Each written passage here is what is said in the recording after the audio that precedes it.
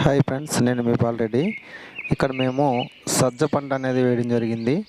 ఈ సజ్జ పంటలో సజ్జ పంటతో పాటు ఒక 5 రకాల అంతర పంటలు కూడా వేయడం జరిగింది.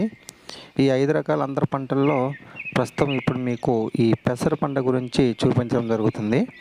ఈ పెసర పంట అనేది మేము సద్దతో పాటే వెదజల్లడం జరిగింది.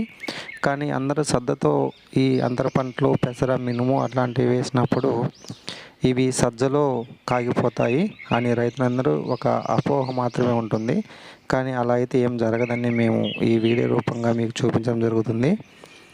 ఇప్పుడు నేను ఈ పెసర పంట అనేది సద్ద లోపల ఉండి మీకు వీడియో తీస్తున్నాను, చూడండి ఫ్రెండ్స్.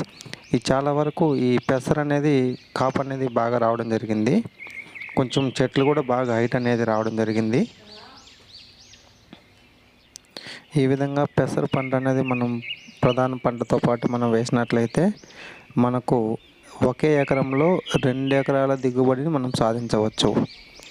ఈ పెసర మనకు ఎక్కువగా కాయకపోయినా కూడా కనీసం 1 కింటా వరకు అయితే పెసలు రావడం అనేది జరుగుతుంది. కింటా అంటే మనం ప్రధాన పంటకు పెట్టేటువంటి పెట్టుబడిని కూడా మనం ఈ అంతర పంటల ద్వారా తీయవచ్చు. ఈ విధంగా ప్రతి రైతు కూడా మనం ఈ అంతర పంటలు వేయడం వలన మనకు అధిక ఆదాయాన్ని మనం పొందవచ్చు. ఈ విధంగా మనం అంతర పంటలుగా వేయడం వలన ఈ భూమిలో కూడా మనకు తేమ శాతం అనేది ఆవిరి కాకుండా ఉంటుంది. అలాగే చాలా వరకు కలుపు కూడా మనం నివారించబడుతుంది. ఈ విధంగా అంతర పంటలు వేయడం వలన ఈ సూర్యరశ్మి అనేది నేరుగా భూమికి తగలదు కనుక మనకు భూమిలో ఉన్నటువంటి ఈ నీటి ఆవిరి అనేది కూడా మనకు డ్రై అవ్వదు. అందువలన మనం నీటి తడులు అనేది చాలా తక్కువ ఇచ్చినా కూడా పంట గ్రోత్ అనేది బాగుంటుంది. ఈ విధంగా మనం 2-3 రకాల పంటలు వేయడం వలన మనకు మంచి దిగుబడిని సాధించవచ్చు మరియు అధిక ఆదాయాన్ని కూడా పొందవచ్చు. ఇక్కడ ఈ పెసరకాయలు ఎటువంటి డ్యామేజ్ అనేది లేదు.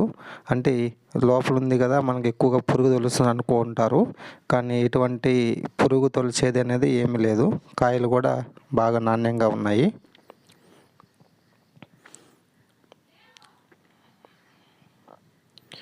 ఈ విధంగా ఈ పెసర పువ్వులు, కాయలు కూడా ఇంకా కొంతవరకు ఉన్నాయి.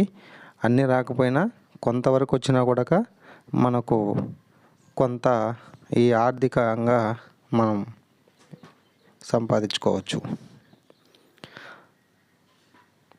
అందుకనే ప్రతి పొలంలో కూడా కనీసం ఒక 4-5 రకాలు మనం పంటలు వేసుకున్నట్లయితే ఈ 4-5 రకాల పంటల నుంచి ఒక్కొక్క పంట నుంచి కొంతవరకు ఆదాయం వచ్చినా కూడా మనం పెట్టుబడి అనేది మనం ముందుగానే తీసేయచ్చు.